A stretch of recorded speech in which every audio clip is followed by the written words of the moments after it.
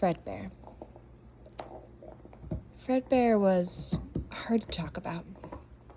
Back then, though, with Fredbear around, Goldie felt whole. Fredbear came to every room with such grace. He always had this underlining strength to him as well. The children adored him. They knew they'd be safe with Fredbear Fazbear. If the children got into a fight, Fredbear would be right there. He'd get them to break it up and then get them to talk it out. Fredbear was the lead singer and unofficial leader of the Fazbear crew. He was definitely the most popular, and possibly due to that, he was the one who got a toy designed by his likeness. He led the songs, the dances, and still had time for meet and greets for the kids. However, behind the curtains, Fredbear dropped the sunny demeanor and relaxed. He was a happy bear, but he wasn't as naturally bubbly as Spring was. He was more reserved and calm. Goldie knew his twin enjoyed their life, but nevertheless, something was stirring under the surface. Fredbear would pace the halls and make up songs all night if it weren't for Goldie and Spring pulling him away. Fredbear was restless. He had confided in Goldie and told him as such during one of their cuddle sessions. Fredbear needed something more, and Goldie decided to help. After much thought, he knew just who to talk to. On Goldie's next maintenance check, he brought up the benefits of having a space for reading to Scott. Scott, at first, didn't react. But then, over the next couple of days, Scott started bringing in books. He and William set up a little reading corner across from the stage. It was far enough away so the kids could read in peace and still be an eye shot of the stage. They filled the two tiny bookshelves with books of all kinds. Tying the space together was a tie-dye rug and 2 beanbag chairs. Once the children left and the diner closed for the night, that reading corner became Fredbear's, Goldie's, and Spring's little slice of heaven. Fredbear used those books to teach himself and then Goldie and Spring how to read. Reading gave Fredbear that challenge that he needed. And Fredbear brought it to the floor. He started hosting a story time for the children. Not all of them, of course, but many kids scrambled to the reading corner to hear Fredbear's stories. Some even brought books to the diner just so Fredbear could read it to them. Goldie would often sit by Fredbear's side to listen to the readings. After the Fazbear crew had their recharging time, Fredbear would recount those stories to Goldie and Spring. He'd tell them stories that he had read that day or make them up on the spot. And Goldie loved them all. His all-time favorite stories, though, were when Fredbear told them about his dreams. Fredbear dreamt of adventure in the woods, towering castles, and beautiful royals. Sometimes he even dreamt of journeying on a pirate ship. Those times were special. Goldie remembered them, and he remembered those stories.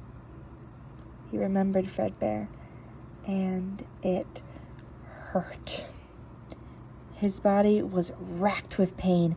Goldie curled in on himself and wailed, "Fredbear!" Goldie remembered Fredbear, and it really hurt to do so. Hey, my lovely cupcakes. Elsie Rowe here. I really hope you guys enjoyed that comic. Ow! That's the best way to describe it. So, I've been trying really hard to be careful about explaining the situation, but yes. So, Fredbear in this storyline It'll be explained more as we go through the Nightmare comic. We'll actually explain it a bit then. So eventually it will be on my YouTube channel as well. But Fredbear's fate really, really, really hurt Goldie, to the point where Goldie actually feels more comfortable talking about Spring, who vanished, and Goldie's looking for him, than Fredbear, and he quote-unquote knows what happened to Fredbear, and that hurts so much. Goldie has a lot of angst and stuff that I really need to explore, but yeah, this chapter was hard because I could just feel my inner Goldie being like, this really hurts. And I'm like, baby, I'm sorry. But also it was really fun to like write about Fredbear. Because yeah, Fredbear in this AU was more of a leader. Mostly because Goldie was incredibly shy and he didn't always sing. The stage only had space for 2 animatronics. So either Fredbear or Goldie would sing. And Spring was just kind of vibing. Like he was just succeeding. So he didn't always want to be the leader. And Fredbear was a natural at it. And him learning how to read, I wanted to make that super clear, and him dreaming about adventures. Fredbear is a character in my mind that I view has a lot of ambition and is very smart. So he would have that drive to constantly learn, to constantly understand, and just kind of keep going. And that's a big part of his character, which I love to explore. He will get more. At some point, I really just need to give him his own comic. He will eventually be a main character in the Nightmare comic. It's just taking me a minute to get there because I didn't realize how that Nightmare comic is just huge. And I'm like, oh my god, I need to break this up. But, oh my baby. Fredbear, actually I wrote this down. Fredbear essentially is the only one in the original crew for the Fazbears where he liked his life, but he still wanted more. Goldie was perfectly happy where they were at. He didn't need any big changes. Spring needed, well, he needed that change in his physical body to feel comfortable with himself. But once he got that change, he was totally fine. Fredbear was the only one where he's like, no, I need something more. He was understimulated. And the reading corner did really help. And I'm trying not to spoil too much about what's gonna happen. But all I will say is Fredbear is one of my favorite characters. I love him. I don't write him enough, but I love him. He is my boy. I love him. As soon as we get to the Nightmare comic where him and Nightmare are together, oh, yeah, it's gonna be so much fun. It's taking me forever to get there because there's a lot of world building in the Nightmare world, because the Nightmare realm, this is the one on Instagram. I'm totally getting sidetracked. I'll say this and I'll go back to the comic. So this comic, so the Nightmare realm has a lot of world building because it's kind of my own world that I'm building in. So I want to do a lot of world building before I build up into the characters. So Fredbear is coming eventually. Back to this comic.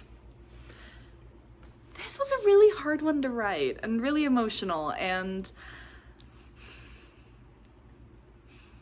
I don't want to spoil it, but there's more to come.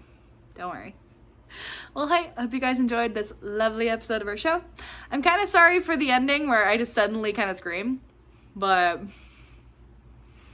again, Goldie does not feel comfortable talking about Fredbear. But don't worry, someday something will happen. Thank you guys, thank you all my lovely cupcakes so much for watching, and I will see you next time on our lovely show. Bye.